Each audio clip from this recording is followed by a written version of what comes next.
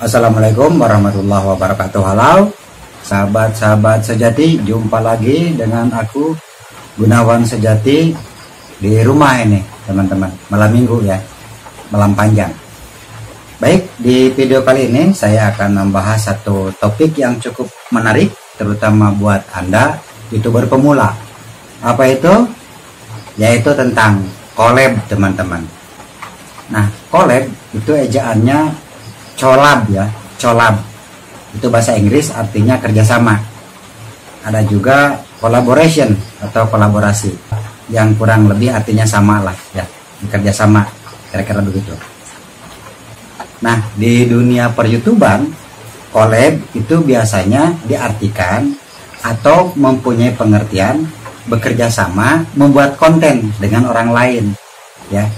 Bisa orang itu YouTuber ya, atau ya siapa saja, mungkin artis, pejabat, politisi, pengusaha, bapak tani, ibu tani, pedagang, nelayan, buruh, TNI, Polri, dan lain-lain. Siapa saja yang bekerja sama dengan kita membuat konten, itu bisa diartikan collab.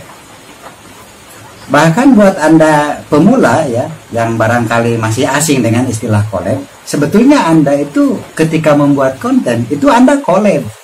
Misal Anda menceritakan tentang salak nih. Ini ada pohon salak, ada durinya ya. Kemudian Anda bercerita bla bla bla bla tentang salak, berikut buahnya itu.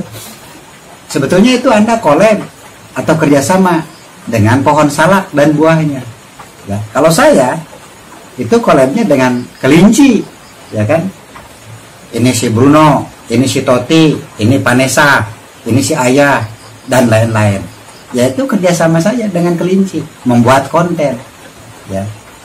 Atau dengan rumput, ini rumput galinggang, ini rumput babadotan, ini suket teki misalnya, yaitu kerjasama dengan rumput membuat konten, itu collab. Oke, saya rasa sepakat ya, tentang collab itu pengertiannya kerjasama. Terserah kerjasamanya dengan apa, yang jelas membuat konten tentu saja yang bermanfaat. Namun dalam hal ini saya lebih menitik beratkan tentang collab dengan sesama kita, arti kata dengan sesama YouTuber ya. Nah, kenapa topik tentang collab ini saya angkat atau saya buatkan judul di video kali ini? Karena saya pernah merasakan manfaat daripada collab itu teman-teman. Nah, berikutnya akan saya coba membahas manfaat ya teman-teman, manfaat collab. Ya, setidaknya manfaat collab itu ada tiga ya, ada tiga hal. Pertama, jelas kita akan mendapatkan pengalaman baru. Sebab kita kan bertemu atau ngobrol atau membuat konten dengan orang baru ya.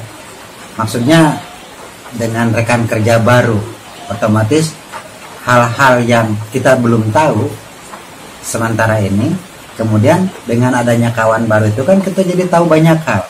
Misal di tempat dia ada hal-hal aneh, hal-hal unik ya kan, itu bisa menjadi bahan konten-konten kita berikutnya.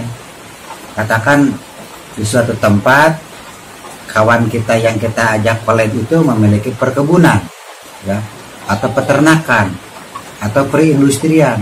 Di situ akan ada banyak nanti konten-konten berikutnya yang bisa menjadi bahan untuk channel kita, kan seperti itu. Itu manfaatnya teman-teman, pengalaman baru.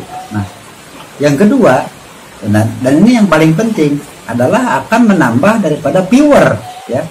Dengan collab itu kan wajah kita, misalnya wajah saya ini kan akan nongol di channel dia, katakanlah di channel si A ya. Kemudian penonton atau subscriber di channel A itu kan penasaran ngeliat wajah saya yang ganteng ini.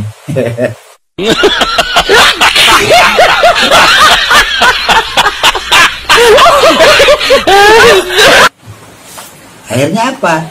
Dia akan berkunjung ke channel kita, ke channel saya, kemudian melihat beberapa video saya, dan harapan besar kita kan dia akan subscribe kemudian akan menonton dan menonton lagi di channel kita dan juga di channel kawan kita itu yang collab beserta kita. Nah, kemudian manfaat yang lain, yang ketiga adalah dengan collab wawasan kita akan bertumbuh, ya, akan berkembang lebih jauh.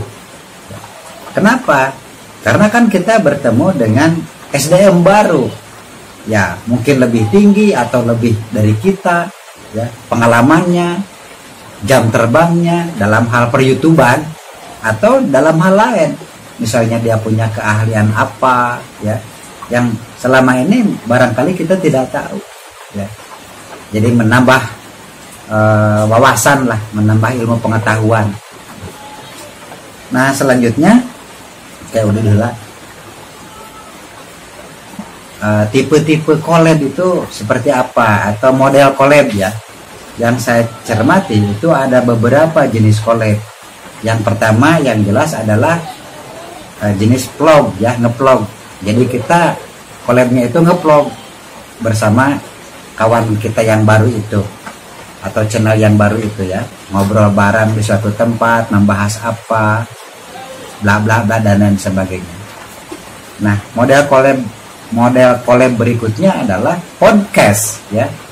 Podcast itu ngobrol di suatu ruangan, ya, ruangan tertutup biasanya. Namun belakangan podcast juga ada banyak modelnya, ada yang ngobrolnya di tempat terbuka atau outdoor. Tapi ya kebanyakan podcast itu di ruangan tertutup atau indoor, ya.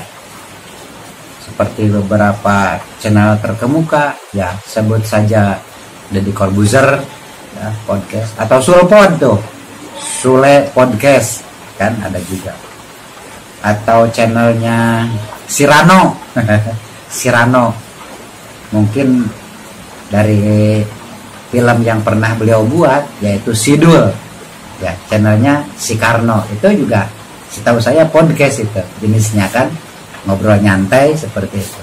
Ada banyak lah yang podcast yang collab model podcast. Nah kemudian model podcast berikutnya setahu saya ini, atau kalau boleh saya sebutkan, itu model wawancara, teman-teman. Jadi collabnya atau kerjasamanya membuat konten itu mewawancari seorang tokoh atau narasumber, bisa seorang pakar di bidang tertentu, profesor misalnya, guru besar, atau suhu di sebuah perguruan silat, kungfu, seperti itu. Atau mewawancarai peternak yang sukses, ya, peternak keong misalnya, keong emas, peternak bekicot dan lain-lain. Nah kemudian buat Anda nih pemula, ya, barangkali ingin mencoba collab, kan mungkin timbul pertanyaan, bagaimana sih caranya kita collab dengan channel orang lain misalnya, kan seperti itu. Nah pengalaman saya begini, teman-teman. Jadi kalau kita tertarik dengan satu channel, biasanya saya menghubungi atau komen di salah satu videonya. Misalnya, boleh nggak Kang, saya berkunjung ke tempat Anda, atau langsung saja kita collab yuk, gitu kan. Nah kemudian nanti ada balasan, oke, hubungi saya di Facebook atau hubungi saya di nomor ini, kan seperti itu. Itu cara yang paling mudah, paling simple. Nah lalu bagaimana cara menghubungi narasumber tersebut? Ya tinggal ditelepon lah, kalau sudah tahu nomornya mah gampang. Telepon aja yang bersangkutan, halo Kang, saya mau collab nih dengan sampean misalnya. Salah satu konten kreator atau YouTuber yang selalu collab atau sering collab lah katakan, ya, yaitu channelnya Deddy Corbuzier, teman-teman. Ya, dia mah collab nggak pernah kemana-mana, dia buat studio, ya, kemudian ya dia undang tuh para narasumber itu, ya, narasumber yang lagi viral biasanya, atau narasumber yang memang ahli di bidang tertentu, ya, ahli zaman apa kemarin lagi rame-ramenya COVID, panggil dokter siapa itu yang vokal kan, ya, masalah apapun yang lagi tenar pasti sama beliau diundang. Ya, intinya yang viral dan yang ahli lah, yang pakar. Saya juga pengen dipanggil gitu, collab sama Deddy Corbuzier itu. Cuman kan kalau saya mah bukan ahlinya ahli, saya mah ahli kelinci.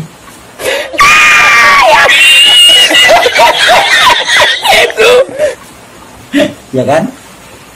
Nah, jadi buat teman-teman khususnya pemula, untuk meningkatkan viewer dan menambah subscriber, saya rekom collab lah. Misalnya ini saya di Lampung, ya collab lah dengan kawan-kawan youtuber sesama pemula, nggak masalah. Dengan yang subscribe-nya lebih tinggi akan lebih bagus. Kalau bingung katanya mau ngebahas apa, ya tanyakan saja bagaimana seluk-beluknya, lika-liku dia membuat konten, ya pengalaman dia membuat konten hingga mendapatkan subscriber sampai 1 juta gitu kan. Seperti itu juga nggak masalah. Tapi yang saya perhatikan, channel-channel yang sudah besar juga, yang sudah jutaan bahkan puluhan juta, itu ya rata-rata collab teman-teman. Contoh Atta Halilintar, di tahun 2016 2017 saya sering nonton channel beliau itu, Atta Halilintar.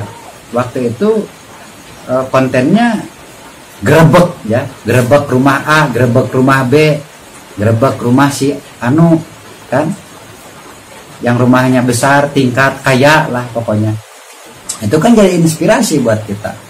Oh ternyata collab itu bisa juga dengan model seperti itu. Ada juga channel seperti channel Jejak Petualang, channel Dede Inun, itu kan collab juga dengan Dream Team tuh kan, buat konten bareng-bareng seperti itu, ke alam mencari tutut. Apa tutut itu? Yang begini seperti itu, mencari ular garaga, ular siapa itu?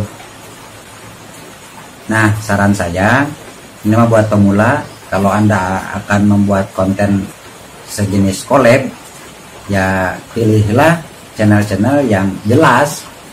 Maksudnya konten-kontennya yang bernilai positif lah ya, bisa mengedukasi, memberikan pencerahan ya, atau memberikan hal-hal baru ya, ide-ide baru.